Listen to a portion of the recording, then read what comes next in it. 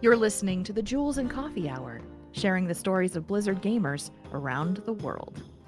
Pull up a chair. We're glad you're here. Welcome to episode 8 of the Jules and Coffee Hour. I'm Jules. And I'm Coffee, and it's about to get so damn real.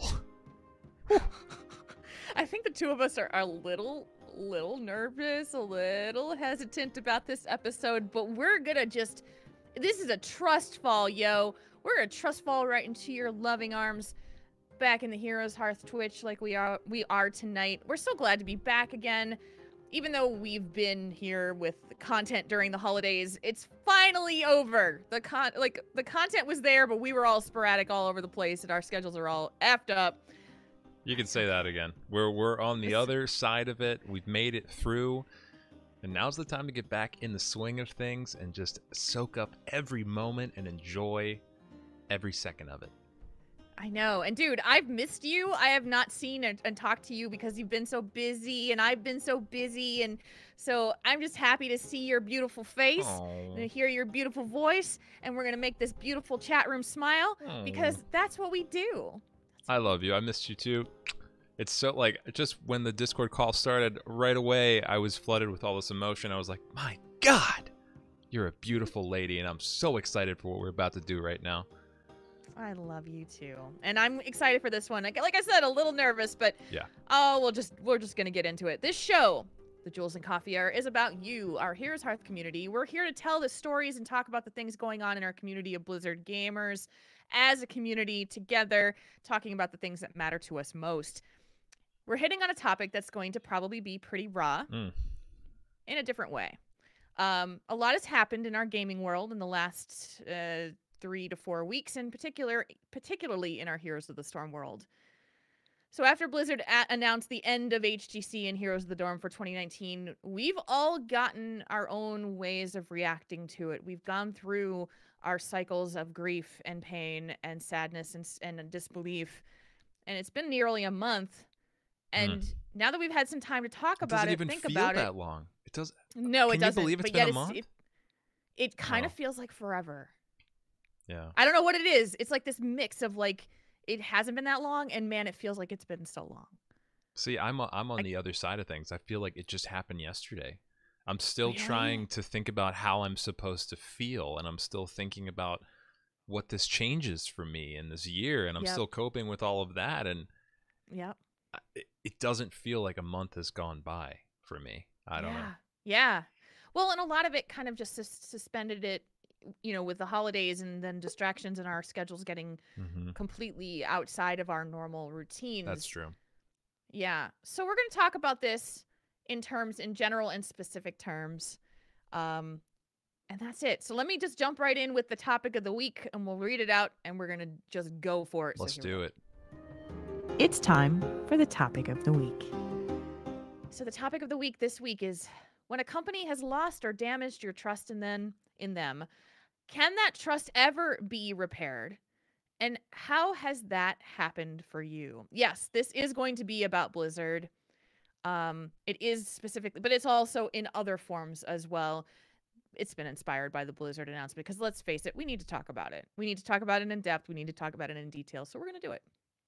Yeah, we are. And my hope for this conversation is to further expand upon that and relate this to other areas of our life and talk about some other companies and some other pains and disappointments and defeats and things like that. So it should be pretty spicy. Yeah. So floor is yours to begin where you are right now with this discussion, with this announcement, with what it is, how has it impacted you and your feelings about being a Blizzard gamer? Yeah, that's fair. It's hard to talk about, and it's not something that I've had a lot of time to formulate. So I hope that you guys will bear with me. This is mostly a lot of thought vomit, but I was going into this year fresh off the announcement that I was going to be featured on the Blizzard launcher, and it was this huge, amazing accomplishment for me, and I had never been more in love with Blizzard in my entire life. I grew up with Blizzard, playing RTS, moving into World of Warcraft. I was playing Diablo earlier. I mean, I just play Blizzard games all the time, and something about them makes them the only games that I play that give me that sense of magic, that sense of being a kid still. And there's something about them. I don't know what it is. I can't pinpoint exactly what's going on, but they're special to me. They're so special. The other side of things is Blizzard has given me most of my friends, and that makes them even more special. My friends all play Blizzard games, and we all communicate through the games. I stay in touch with my best friends because they still play Blizzard games. So there's the sense of community on top of the fact that they're just really great games and they're fun to play. And that's what games should be to me. They should be that sense of magic, that sense of community, that sense of escape, that sense of fun. And when you get into looking at games from a business standpoint, that's when the magic starts to get peeled away. And that's kind of the situation we're in now. And I used to work in the gaming industry, and I lost sort of that magic when I was working in the gaming industry because I was exposed to this sort of ugly part of the industry, the business side, and that made me not want to play the games so much anymore. So since I left the gaming industry, in terms of my job, that's when the magic started to trickle back in, and that's when I started to reach out and really enjoy games again the way I used to. Fast forward to this announcement, and I'm just sort of lost because it felt like the past couple of years were building up to something really exciting. There was every year was building on the previous year, and something was being created that was so special. Especially when I'm talking about, you know, Heroes of the Dorm. I mean, I know a lot of people are talking about HGC, but Heroes of the Dorm was, it's hard to describe. It was incredible. I mean, it was my first exposure to a real esports event. That first Heroes of the Dorm at the Shrine, it blew my mind. It was incredible. I'd never experienced anything like it in my life, and I've looked forward to Dorm every year since then because it's all about us. It's all about the HOTS players. Whereas BlizzCon and things like that, it's not. I mean, Here's the Storm is great, but there are bigger games at those conventions, and there's a lot going on, and it's really busy. Here's the Dorm was sort of our own personal BlizzCon, where we could just focus on each other and not get lost in the crazy, hectic, you know, busyness that is such a large convention like that. So, right. I was very lucky this past year to been able to go to Heroes of the Dorm. It was the first time and only time now that I would have been able to go. And I saved up money to go and do it on my own. I wanted to go and do it on my own because I wasn't being paid to do it. I wasn't, you know, getting to go on anybody else's dime but my own. So and I didn't know what to expect when I went to it. Now I have been a Heroes of the Storm esports fan since the very beginning, and Dorm was the thing I watched like religiously when I was at home. And that feeling of being able to go to Dorm and seeing everybody there and just being like, you know, your own personal BlizzCon was the exact way to describe it. I'm so glad that I got to go to be there at the Blizzard Arena to see it this last time. So I totally get what you're saying. Yeah. And when you say that you're lost, when you say that it's not, it doesn't, it's hard to say like where things feel like they're going. I feel the same way. I feel like there's this feeling of, well, there is a feeling of loss. Absolutely. There's a loss of something that was very important to both of us. And the aftermath of that is this quiet, this feeling of what could be next. because I don't think I would have ever, whenever the thought about HGC, when we were talking about it and saying like, oh, why haven't they announced anything? Why haven't we heard any news? The possibility of it not being there was so far off of what I could have expected to ever see happen. Like, it was like, Mm.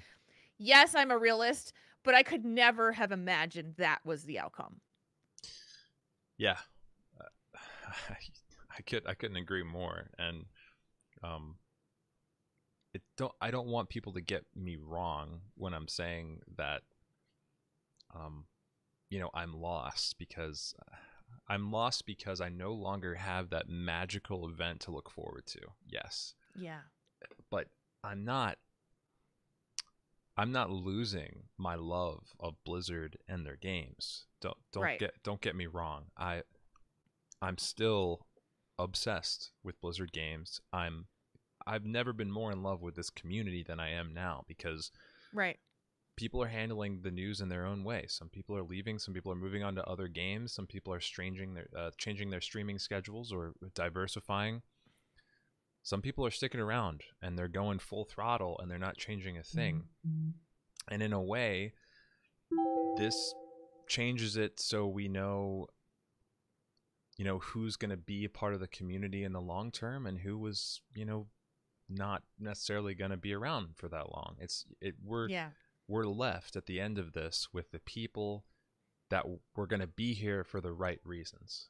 It's hard to talk about in that way, but what we're left with after all this news are the people that are here because they wanted to be here just for the games, Right. not necessarily for any other reason. So Yeah.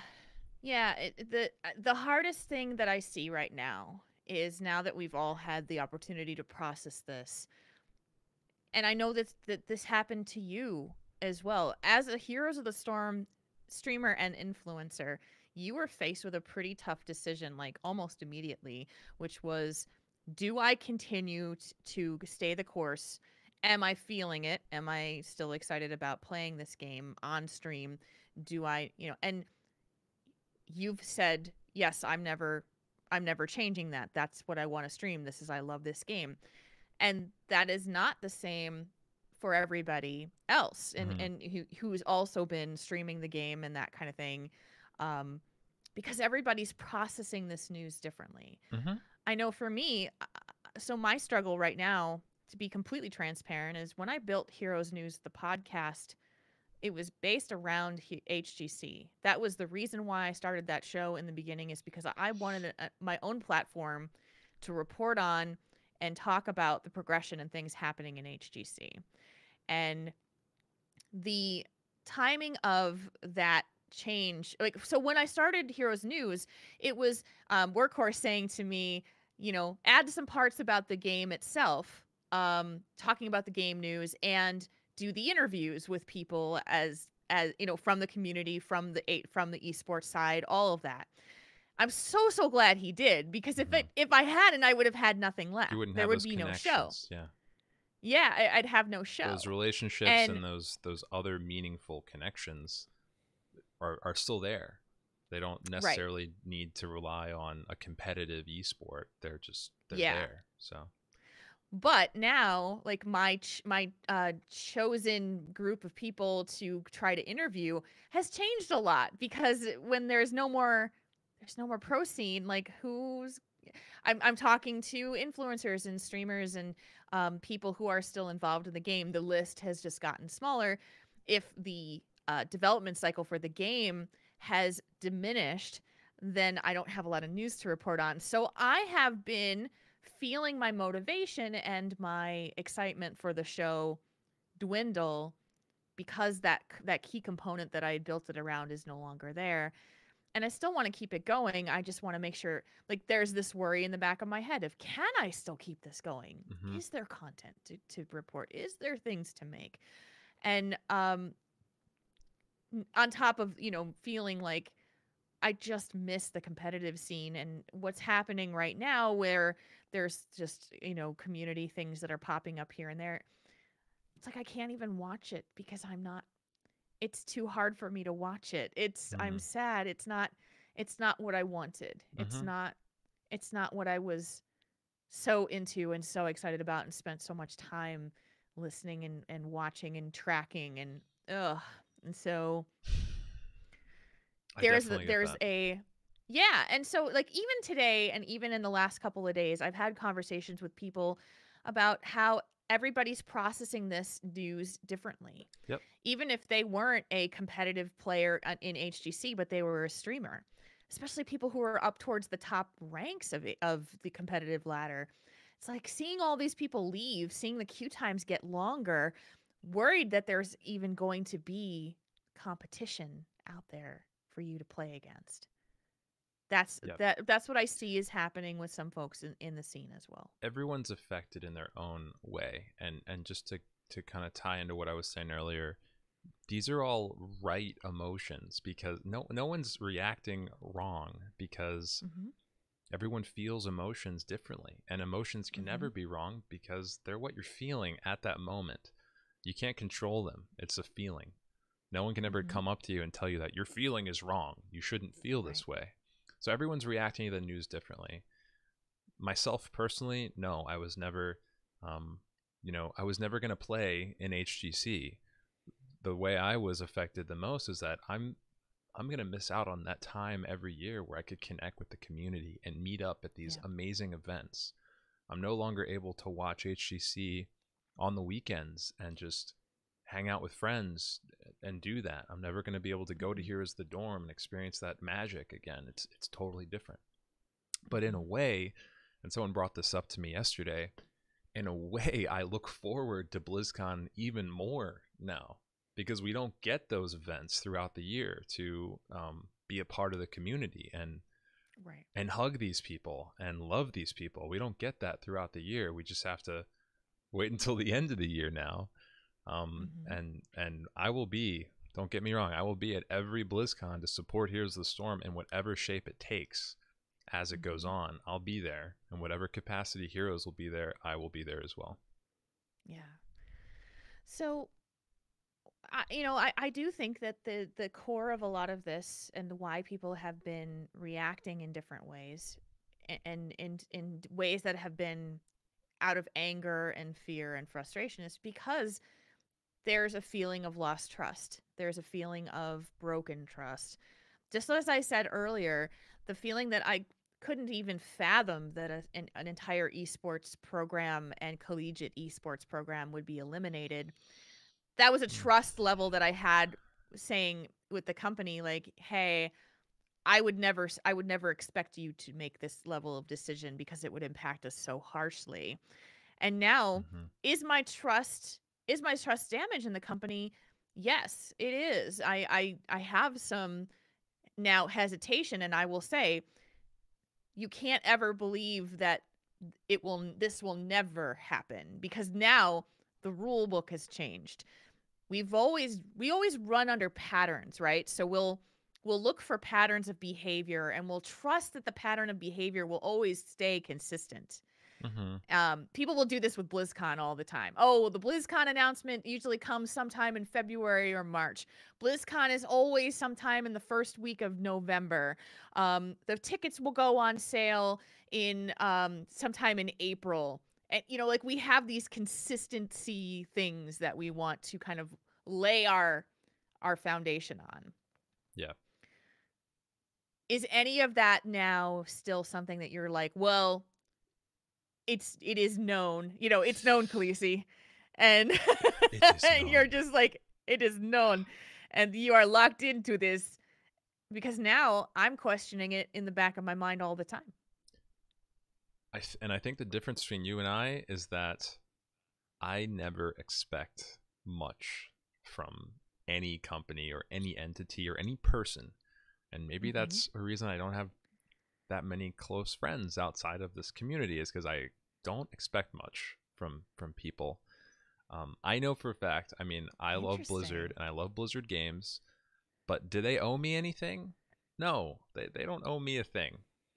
I respect them. They make great games. They make beautiful titles, and they take a lot of my time away, and they help me escape from stressful moments in life, and they give me joy, and they're already giving me all of that. I don't expect anything more of them.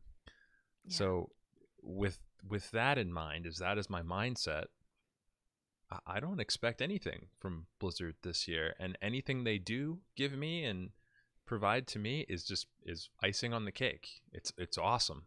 It's amazing because I didn't expect anything.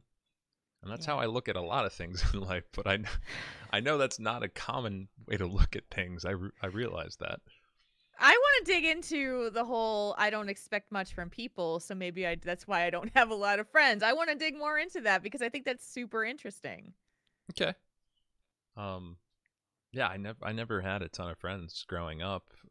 Most of my friends were friends I made online or in a game, because that guy in the game, I at least knew he would be down to run a dungeon that night or something like that, and he was a great guy. People in my real life you'd make plans with and they'd flake off. You'd make a dinner date and they'd say, something came up last minute, I'm busy. And I just found that I had more in common with these faceless people on the internet than people that I was meeting face to face in real life. Interesting. And it's kind of just seasoned me or trained me to think of expectations differently. Mm-hmm. So. Yeah, and so I think about just companies in general, because I worked many years in customer service. I worked for a Mattel company called American Girl. You guys may have heard of it. It's the dolls for girls 8 and up. And I worked my way from being a supervisor or a order processor to being a supervisor. And the thing that I learned doing that is that I was, when you're taking orders from a grandma or a mom who's ordering some gifts for a little girl, you think of it as only a transaction. And if you were to just kind of like lay it out on the line, hey, it's only a transaction. Like you're giving me money and I'm giving you product. But for them, it was so much more. And there was a moment where I had a moment where I realized how important it was. I knew this all along, but I was a supervisor on duty on a weekend, and it was right after Christmas. It was like the day after. No, I'm sorry. It was during the summertime, and it was just like an August day.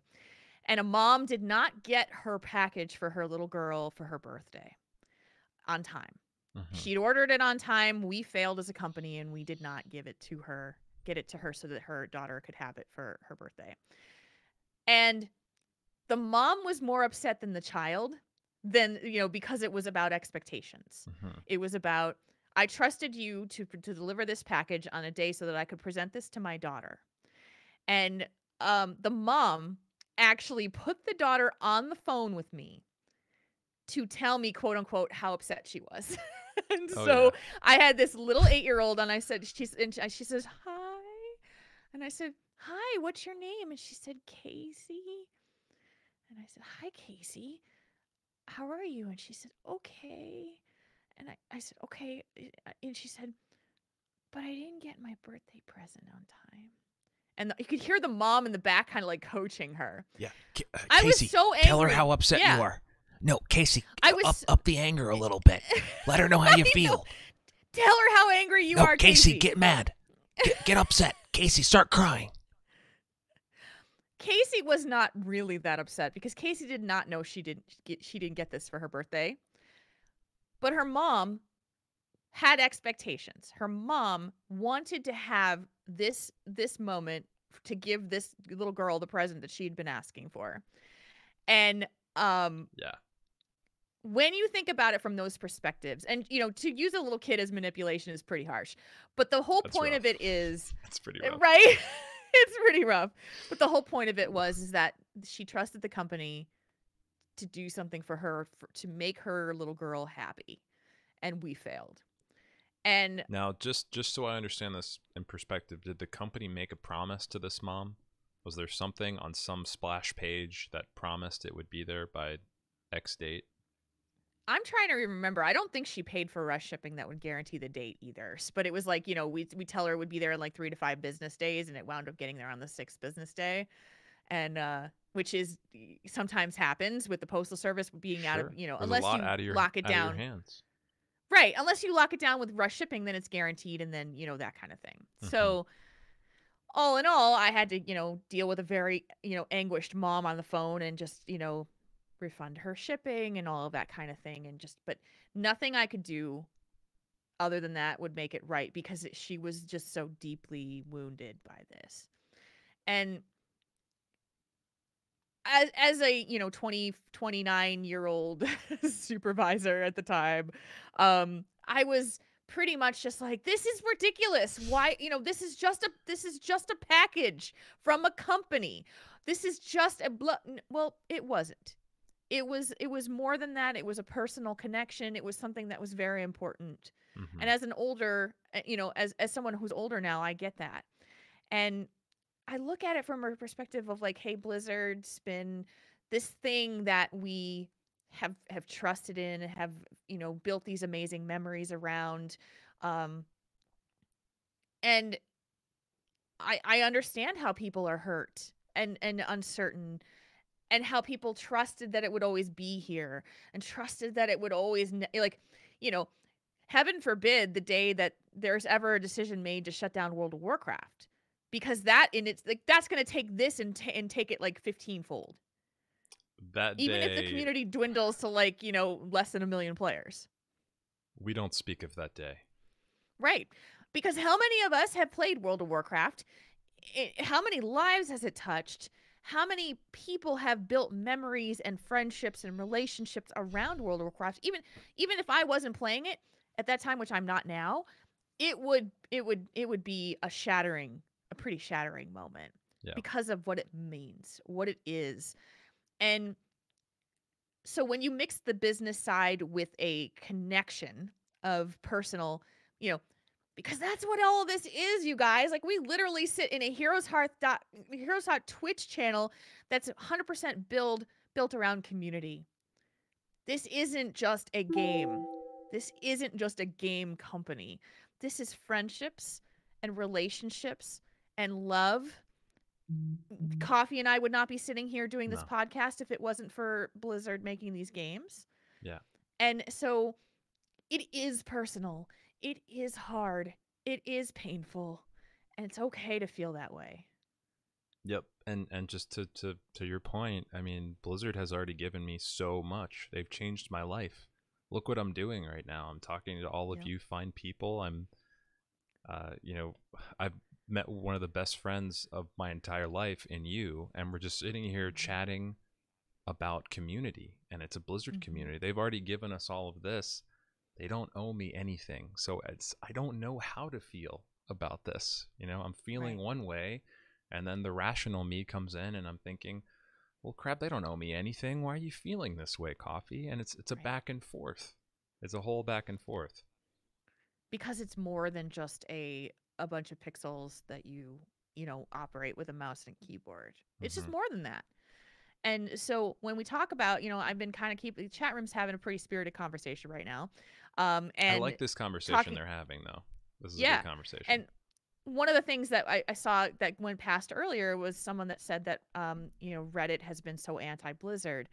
And the reason why, I believe the reason why that is because people are freaking hurt. They're freaking hurt, and they're sad, and they're trying to figure out what the future holds, and nobody knows what that is. Yes, the game is still here. Yes, it's going to continue to be produced, but there's this feeling of fear. Yes. Is it still going to be here? Is it going to remain to be here? Because that trust is either shattered, broken, or damaged. That worry is there.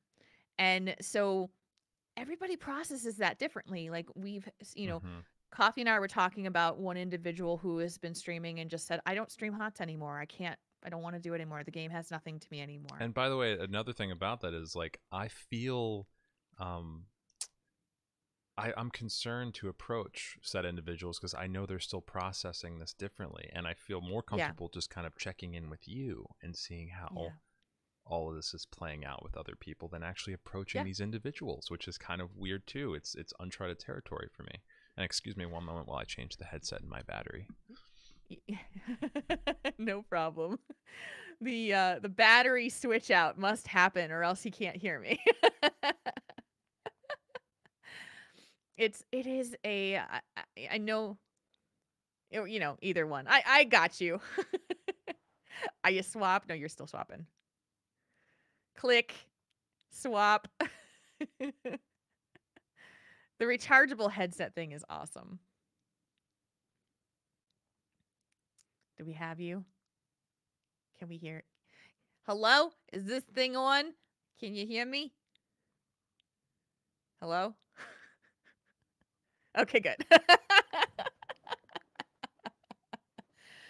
So everybody handles grief, anger, frustration differently. Some people internalize it. Some people just throw tantrums. Some people burn it to the ground. Some people take the opportunity to talk about it. We're taking the opportunity to talk about how we feel about it. But how we feel about it is not the same about how everybody else feels. And there are people in the chat room saying, I don't get why you're saying these things. That's okay. That's all right. It's how I feel about it. It's how Coffee feels about it. How you feel about it, as he said very eloquently earlier, is perfectly valid, and we can feel different ways about it. And what's more, we want to know how you feel about it. If anyone's watching this and feeling, you know, anything at all, we want to hear about it. Shoot us an email at podcast@heroeshearth.com. Like, there's very spirited conversation going on in the chat right now. We're talking about new CFOs. We're talking about payouts. We're talking about money. We're talking about business. We're talking about rumors. And all of that is part of this into how a lot of people are feeling. And please shoot us an email. Let us know what you think. Yeah. So do you have any, I mean, obviously you know, you mentioned earlier that there's not a lot of expectations that you have for companies. And so that trust side is maybe not as harsh when it feels like it might've been broken or damaged. I certainly have a story or two about it, but I'm curious to hear like what you're thinking. Sure. Yeah. I mean, I don't make it a secret that my favorite game of all time was Star Wars Galaxies. I think I talk about this game several times a day. That game was published by Sony Online, and it went through many iterations before they finally just shut off the servers. They turned it off. It followed a subscription model. I believe it was $15. It was either $10 or $15 a month, very similar to World of Warcraft. And people put in many, many hours, possibly more hours than World of Warcraft. Yeah. We're talking about player-made cities, very advanced, intricate crafting systems that involved min-maxing, a ton of different stats, a profession system. We're talking like 32 classes is the equivalent to what World of Warcraft has, what, 8 or something? I don't know. Yeah. Yeah. It was incredibly intricate and advanced for its time, and these people put a lot of time into it. It had one of the most unique combat systems I've ever seen, and the first revamp that Sony did to this game was called the Combat Upgrade. And it tried to take the game and form it into that sort of World of Warcraft-esque combat system where abilities weren't getting queued up. It was more action, on-demand action, more reactive, and that totally changed the game, and a lot of people left. A lot of people left because that wasn't what they signed on for. That's not what they spent thousands of hours building their character to do. So that time came and went. We had the combat upgrade for the longest time, and then finally they gave us the new game engine, the NGE, and it was going to change the game again. And essentially what it was another combat upgrade. And one of the biggest things they did when they came out with the NGE was they made it so anyone in the game could be a Jedi, which was really weird because the game takes place after Order 66. I think it took place between episode 4 and 5, if I remember correctly. So they're not supposed to be any Jedi. So anyone that achieved the rank and title of Jedi was very rare, very special, and they were freaking cool. And everyone wanted to be a Jedi, so they were trying to bring in this new audience, this new player base, and They thought if they gave them all glow sticks that they'd stick around. What ended up happening was all of the old players left because everything they thought was special was just thrown out the window. Everything they had worked for, gone. And the NGE, like, you know, stumbled along for a little while until they finally just shut down the servers because it was no longer profitable to keep them online. And it was as if these people that had spent these thousands of hours building not just these characters, but these cities, these towns, these planets, in a sense. It's like all of that just got nuked, like wiped out with a bomb, which is crazy to think about. I mean, so many hours of playtime just thrown out the window. Yeah. And that's in the back of my mind from here on out. That's kind of my overarching preconception of what the worst form of gaming support looks like. That's the example right there. Yep. So going forward, I don't know if anything will ever live up to how poor that experience was for me into being a part of that community. And you hope that it never would. Right.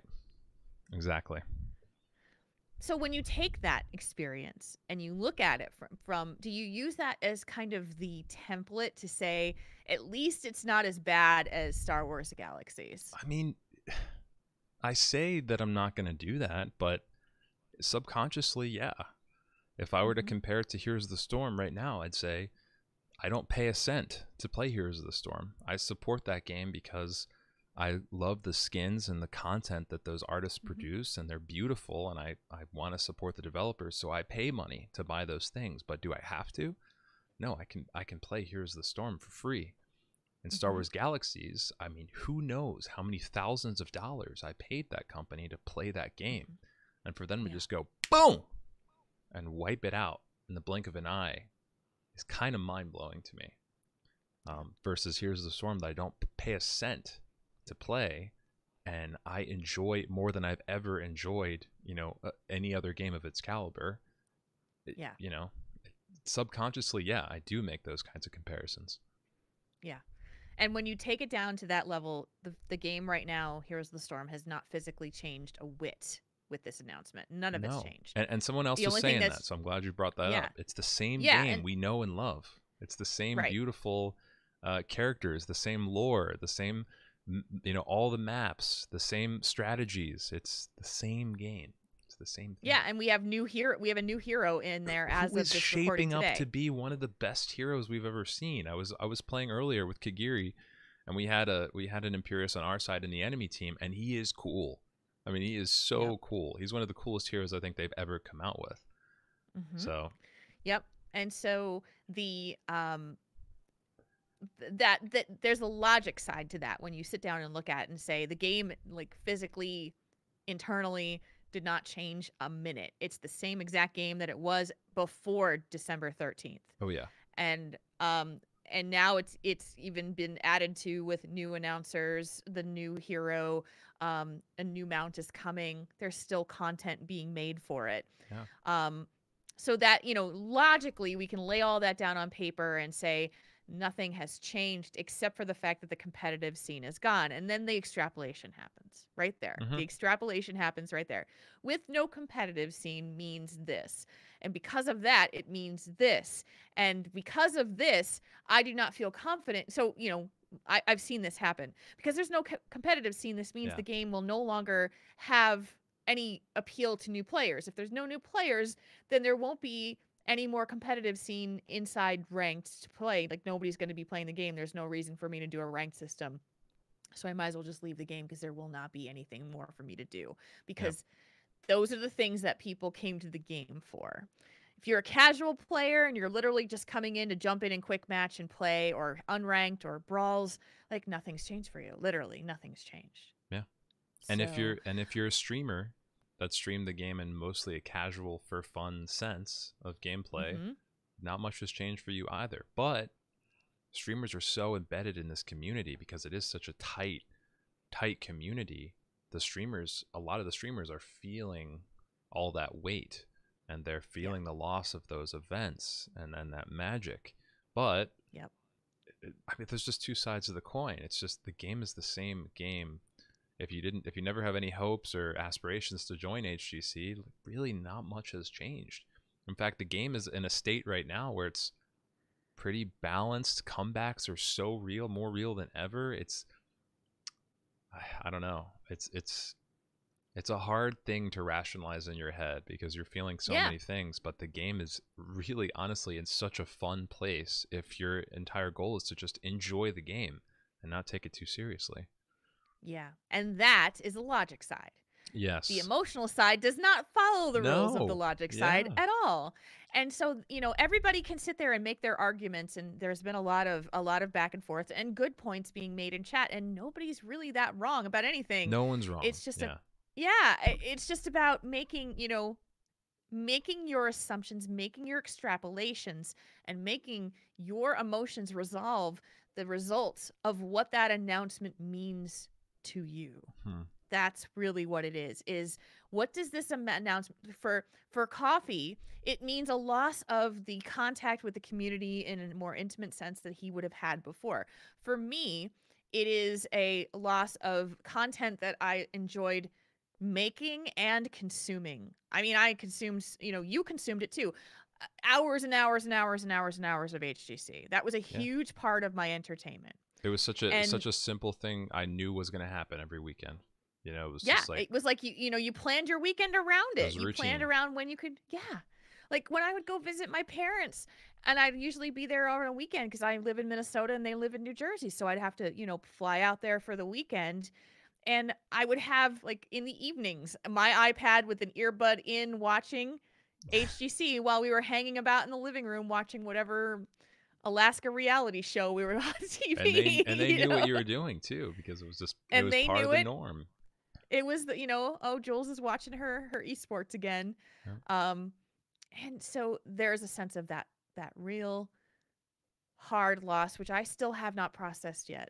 I literally have not processed that loss yet, only to say that I used to have such a love for esports, and it has been really soured because of that and some other stuff. I was working in esports, and now I don't work in esports, and it was really frustrating. I'm still processing the loss of Dorm, and that's really hard for me because not many people are talking about Dorm. Most of the buzz so you kind of feel like you're left out in that. Most of the buzz is about HGC, and rightfully so. It's this announcement has affected hundreds of professionals working in HGC, not just the players, but the managers, the orgs, the production people. People aren't talking about that necessarily, but HGC was my first foray, or my first exposure to esports, and I think it was for a lot of people.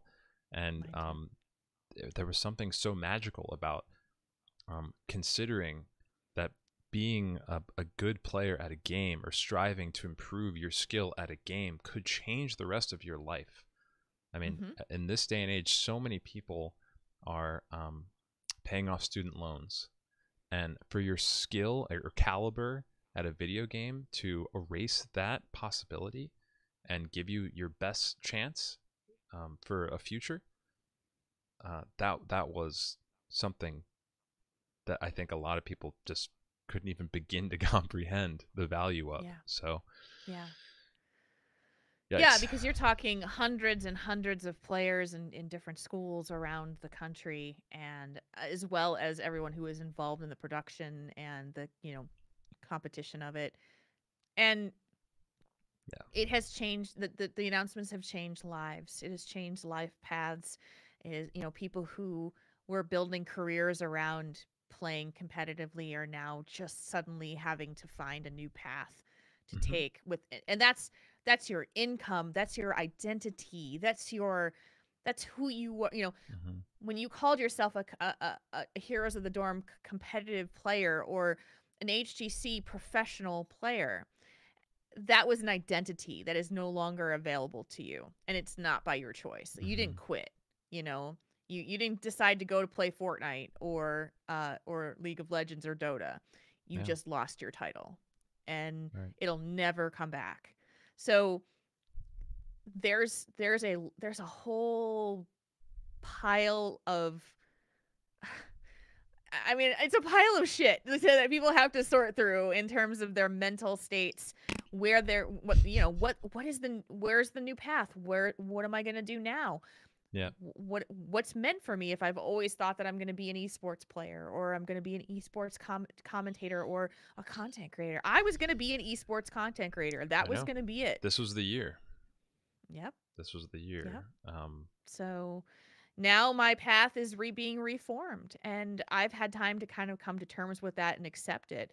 But everyone's figuring that out in their own time, which is important, I think. And for all you guys listening and considering, your favorite streamer or pro player or content creator right now in terms of this conversation, be patient with them. Everyone's looking at this news, and we're seeing how it plays out, and everyone's taking their own time, and they'll figure out their future and their plans in their own time. There's no set period of time where all this has to be figured out. I see a lot of people streaming different games, or they're messing with their streaming schedule. They're trying to introduce more variety. Everyone's trying something new, and some people aren't trying anything new, and that's great too. And I hope you guys are patient with people as they work through this, and just know that you're helping them do it. This community, this group of people we have in here right now, just coming in here, hanging out with us, hanging out in another player's stream. I mean, it's just awesome. I mean, this is, at the end of the day, this is what this community is about. It's this type of magic here, and the support we provide to our members. So yeah, to our content creators and to each other, because because the content creators are all going through that. They're going through it with their faces right in front of you. If you're a listener, you don't have to put on that face every time someone comes in and asks you how you're feeling about Heroes of the Storm now, or that kind of thing. And Coffee is, obviously I don't stream the game, but Coffee does, and that's his primary game. That's his main game. So the best things that you can do as a community is to understand that everybody is processing still, even though there's that feeling of, oh, it's been a month, you should be over this by now. Not in the slightest. Yeah, that's unfair. Especially for content creators. Yeah, that's not fair. Especially because they've had to mourn and process the grief publicly, and they've had to decide what it means for their own personal content. They have to think about what their decision is. Do they diversify in the chances that Heroes of the Storm may go away? Do they stick it out and, put all their cards in and say, nope, Heroes of the Storm is what got me here. Heroes of the Storm is where I'll stay. And they're making some really tough calls, and not sure yet exactly what that decision is going to be at the end, because a lot of it relies on how much fun are they having? Yeah. They're looking at their numbers. And that's why it's so complicated. Because a lot of it depends on why you started streaming Heroes of the Storm to begin with, right? But whatever that may be of why you started streaming this particular game, now there's the added stressor of, is this my full-time livelihood? Am I putting my future at risk?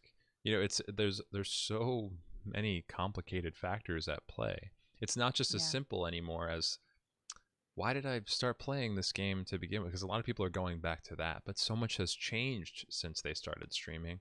Their life circumstance has changed, and their income, that there's a lot. There's just so many facets to this to make any type of decision.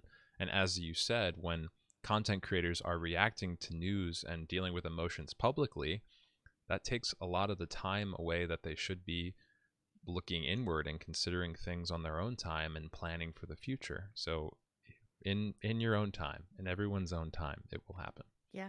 Yeah, because a content creator is spending a lot of time making you feel better about your feelings on the matter. And I'm saying this in the general you, because if you're listening to this podcast, you're most likely a fan of Heroes of the Storm. You're a fan of content creators who stream or create podcasts. It's pretty, I'm extrapolating, but I think it's pretty likely that is who you are as an individual if you're listening to this show.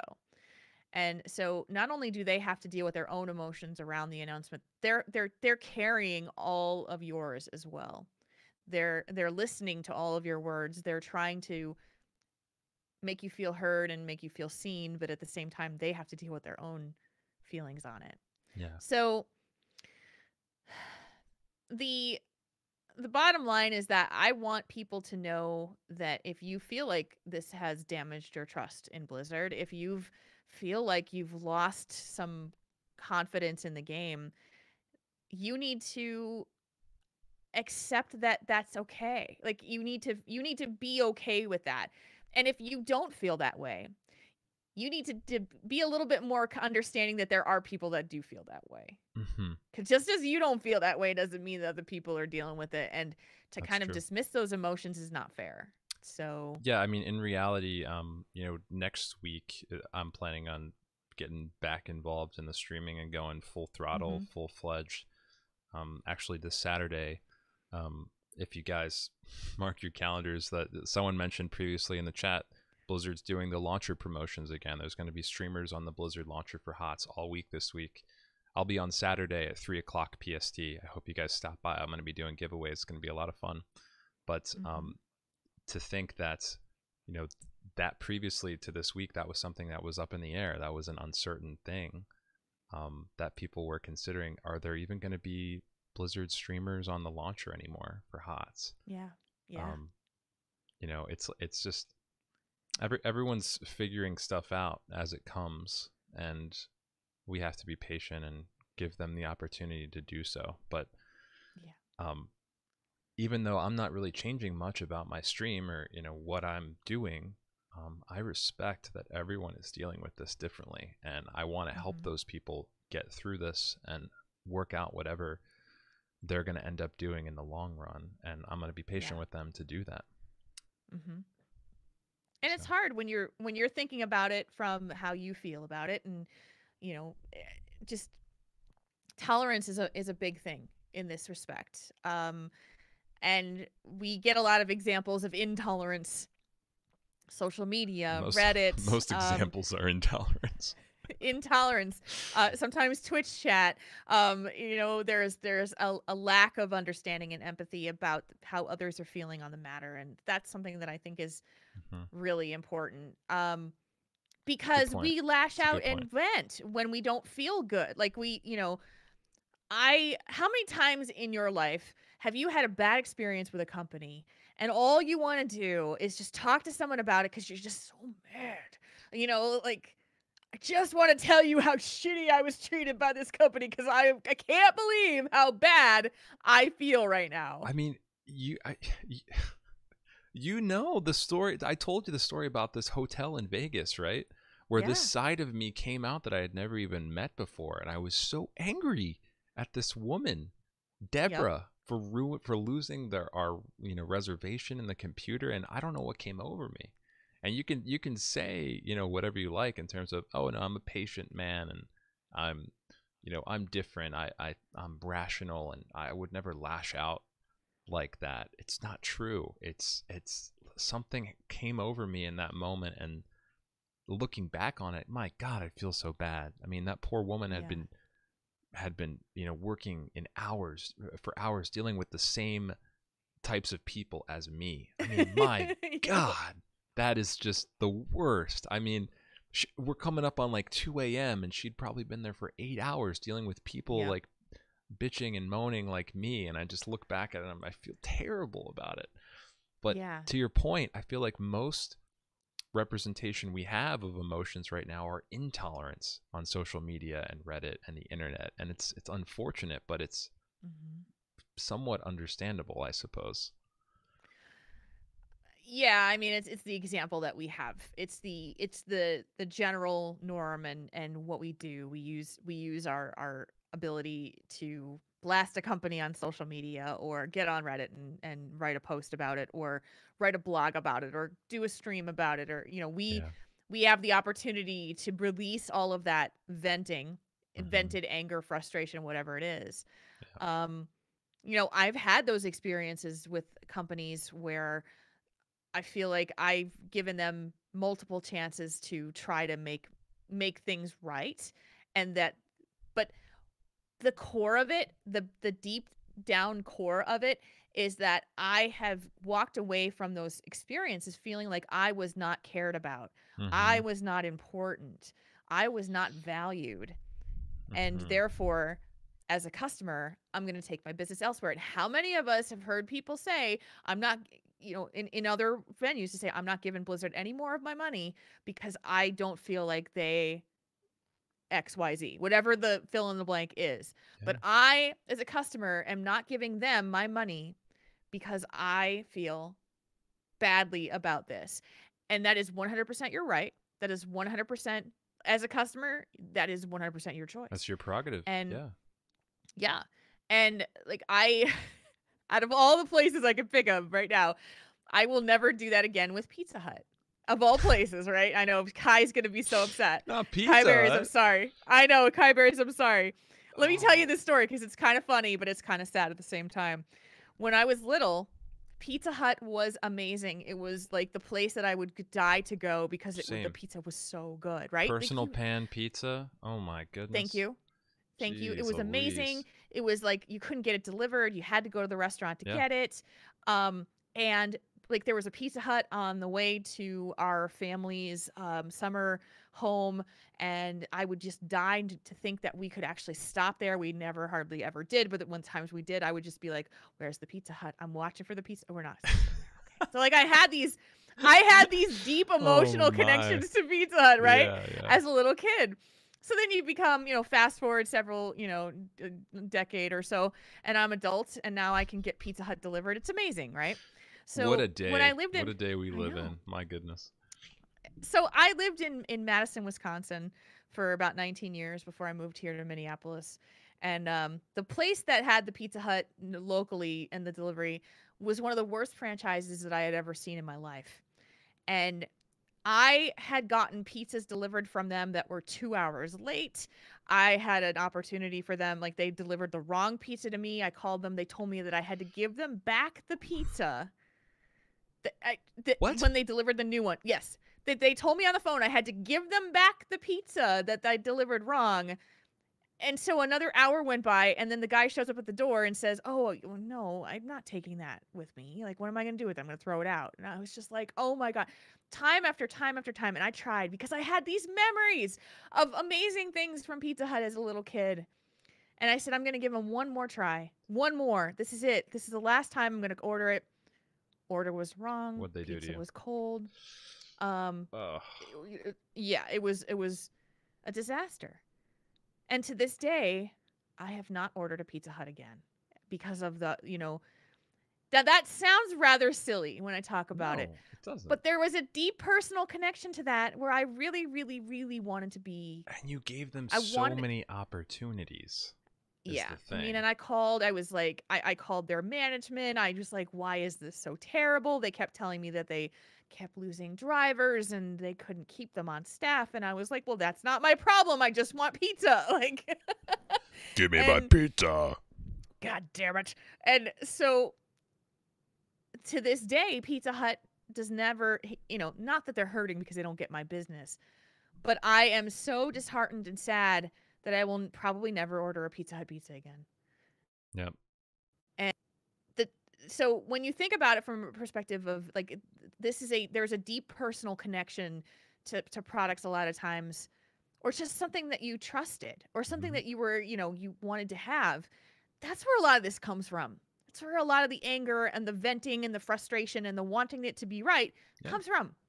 Right there. I'm sure everyone has their own version of this story. Everyone has their own Pizza Hut story here. Yeah. It may not be Pizza Hut, but everyone out there is thinking the same thing. They're thinking back in their mind right now, and they're thinking, "Man, I feel the same way about McDonald's." Or, "My goodness, this reminds me of that time I spoke to the Comcast customer service representative."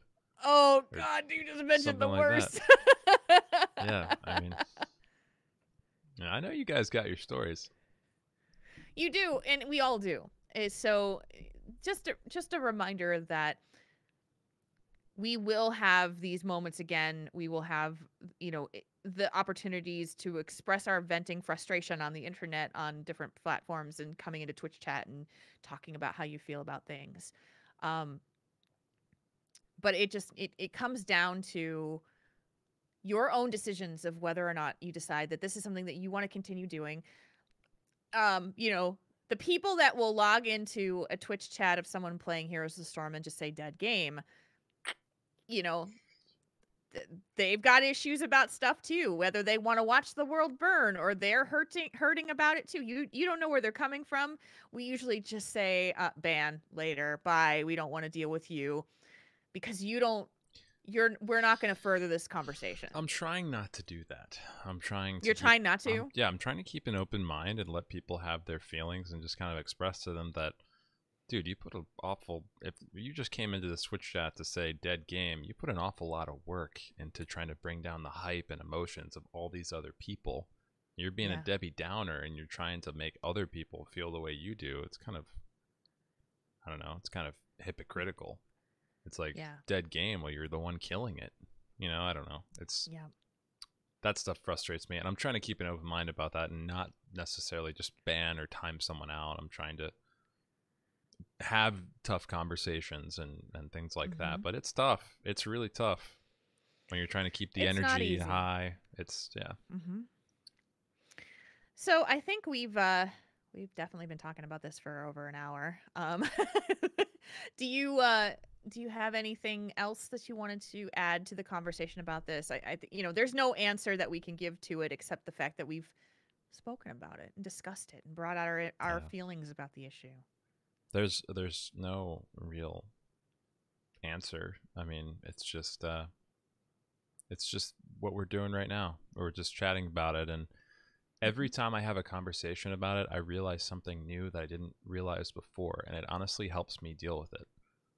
So having talks like this is really helpful to me. I hope it's helpful to you guys, and I hope that everyone's doing well, and I hope that you're coming out of the new year, the New Year's holiday with a renewed sense of self, happiness, excitement for what's to come, whatever that may be, and we love you guys. Yeah. We're probably going to need, those of us that head to Blizzcon this year, we're probably going to need to link arms and give each other a bit of a hug when we don't have HGC to go sit down and watch during that time frame.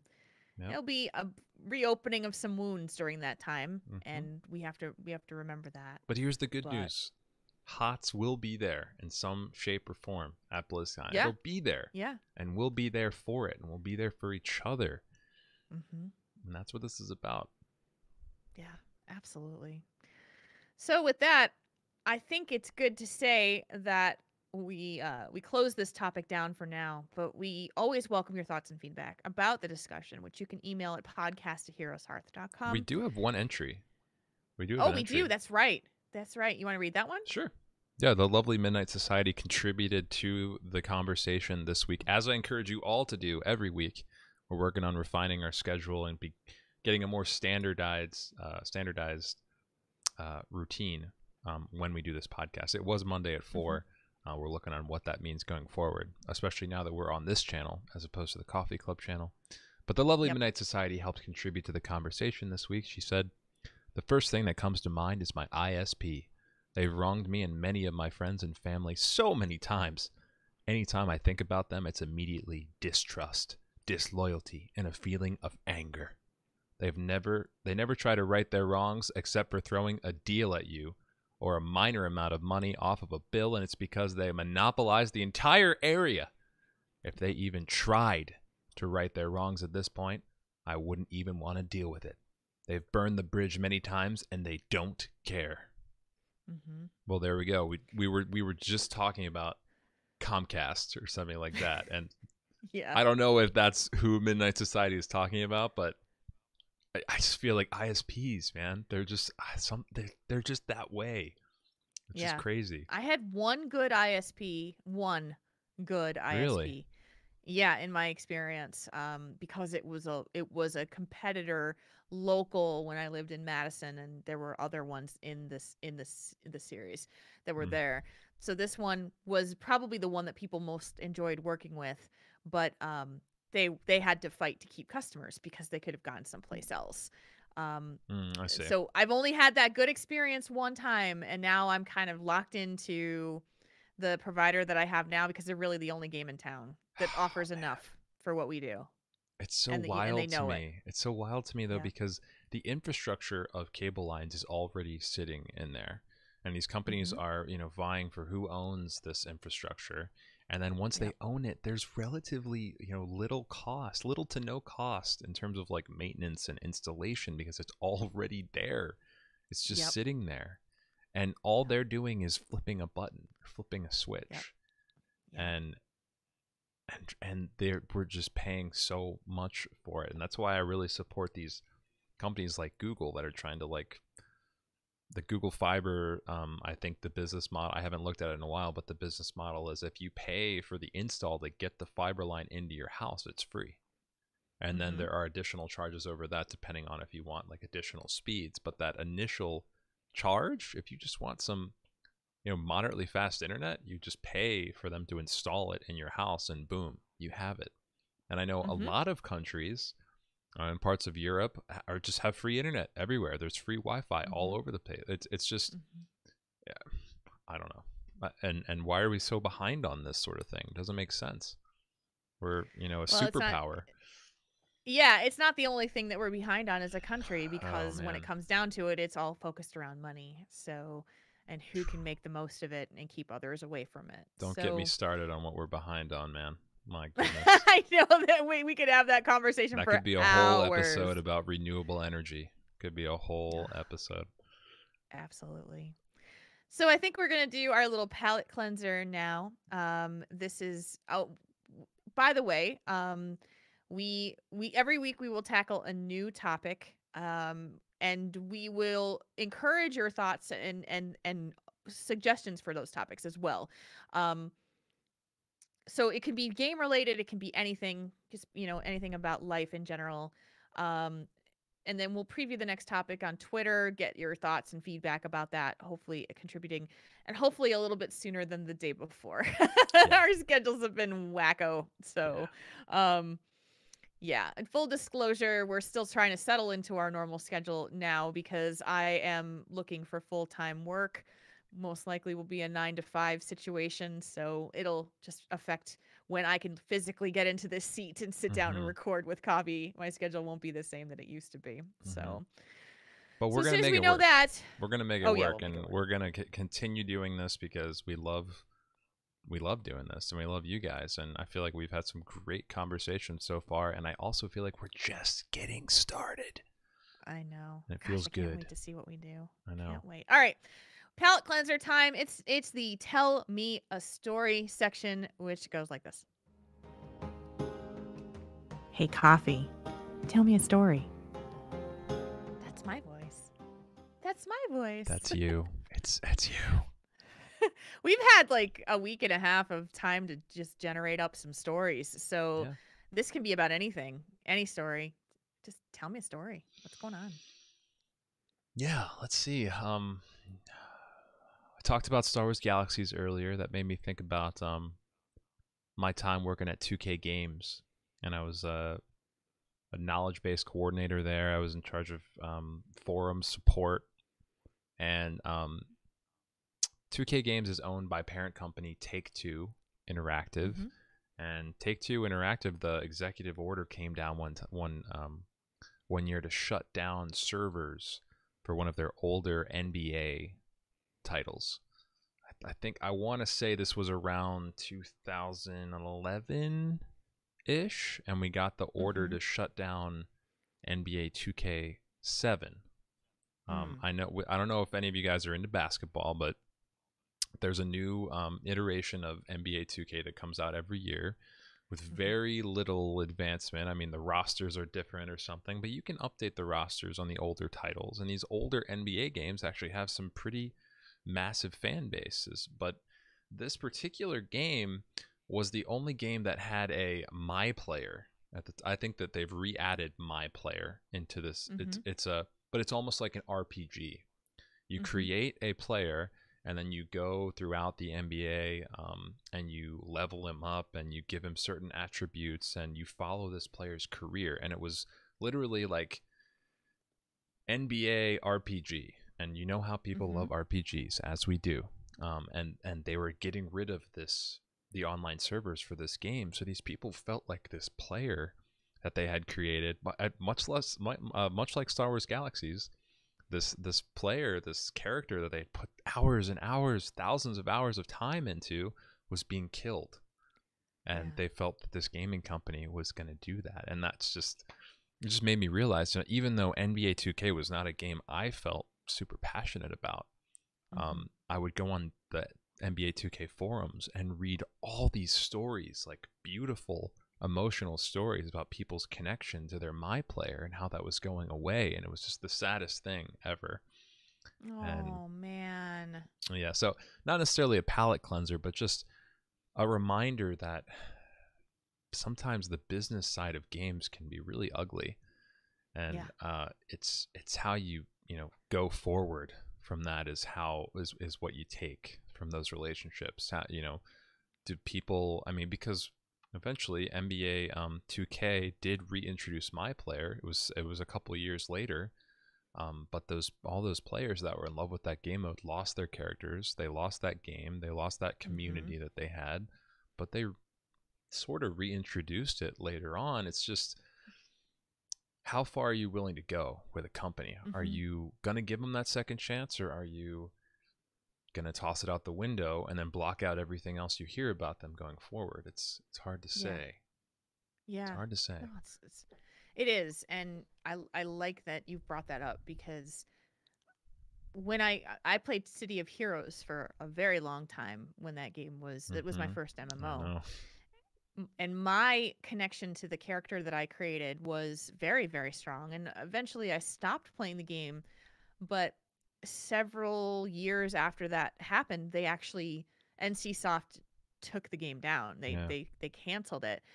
And I can't even imagine what it would have felt like had I been not the one to leave the character myself, to have it taken away from me. Because I RP'd on that character. I was, for, hours and hours and hours of time role-playing, building a storyline, creating this person, because I saw her as a person. Yeah. A real person, because I made her story, like, exactly. She was an extension of me. So, and it never was the same when I went to World of Warcraft. I loved WoW, and I played WoW for like 14 years, but I never RP'd well on WoW. I just didn't feel it. It didn't connect to me in that way. So it's just an interesting thing to think about.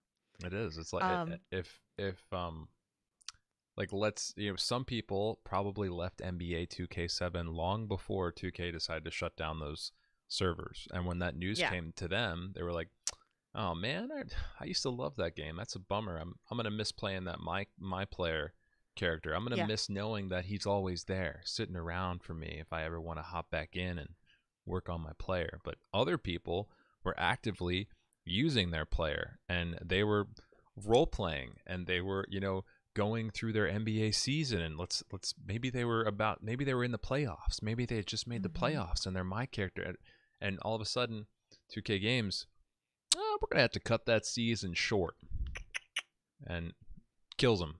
It's like you're killing a hero, that you spent all these hours making or something.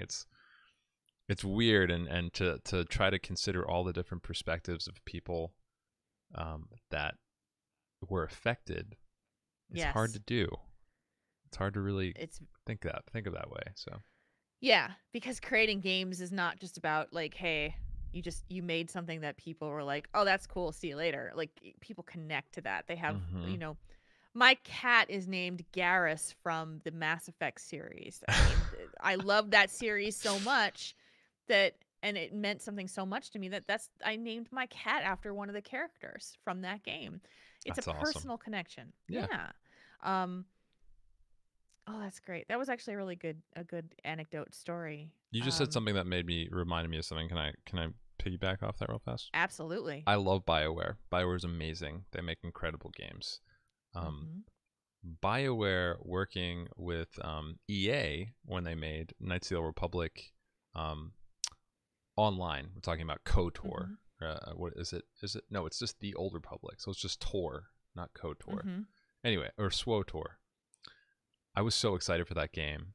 Like so excited. And I just remember the first time loading into the big space station and seeing all these people running around, all these different races. And then I ran to this one area of the main ship, which was supposed to be like, it's supposed to be like Stormwind or something, or Ironforge, right? The equivalent, or it's Orgrimmar. It's their equivalent to that, this main hub. And I ran to this place. I was like, oh, I'll meet you at the one kiosk where the guy's, you know, playing the game or whatever, or he's playing like something, and I'll meet you there next to the big Twi'lek. And we get there and we can't see each other, and we're like, why can't we see each other?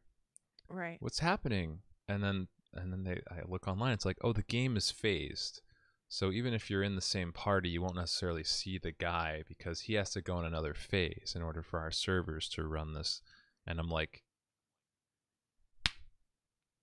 right, like it's what's the point of playing this online game if I can't even see my friend in Orgrimmar? What are we talking about here?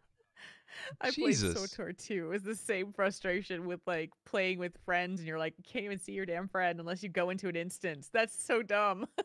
Anyway, that's what I think about when I think of BioWare. But I know that there's so much that goes into games, and I was talking with my brother-in-law last night how gaming publishers are owned by larger entities that are owned by larger entities that are owned by larger entities. He showed me some company last night that owns like majority stake in Riot, PlayerUnknown's Battlegrounds, Fortnite, like all of these gaming like Epic Games and Riot and Bluehole. These are massive pillars in our gaming industry. They're all owned by one company. What the hell? Yeah. What the hell is going on? So there's always a bigger company, just how there's always a bigger fish, and they will always, you know, exact some sort of corporate decree or law that someone's not going to agree with, and we don't know those details. So it's so true. It is so true. So my little palate cleanser, actually happened last night. Oh, fresh! It's a fresh one. It's a fresh one. So I've been streaming more, and I've been streaming creative streaming. I've been doing chainmail. I've been doing diamond painting, and just basically, it's an opportunity for me to sit and chat with people while I'm doing something creative. Are you going to talk about something lewd that happened? I am. Oh boy. So last night I was working on a commission that didn't take me very long, and so I was kind of killing some time. I did a couple of things. I just ran out of things to create at that specific time. And so I was like, yeah, well, we can just sit here and chat and talk to each other. And, you know, I had a couple dozen people in the chat room with me. And one of them says, you could just read me a bedtime story, because I was streaming in the evening. Read us a bedtime story. And I'm like, you want to give me a story? I'll read it to you. Like, you want to do a little ASMR stuff? Let's do this. Oh, boy. And somebody goes, hey, we should do Mad Libs. Okay. Oh, and I'm like, can you do Mad Libs? And they're like, hey. So the first thing that they do is do Google they linked it in my chat, and I opened it up, and I said, what is this? And I'm reading all of the different titles of the different stories, and I said, what did you give me? It's all dirty. It's all dirty, all of it. And they said, well, I just Googled Mad Libs adult, and I said, oh my God, seriously? I swear, they said, I swear I'm not, I was trying to get, well, this took a turn. Yeah, it did.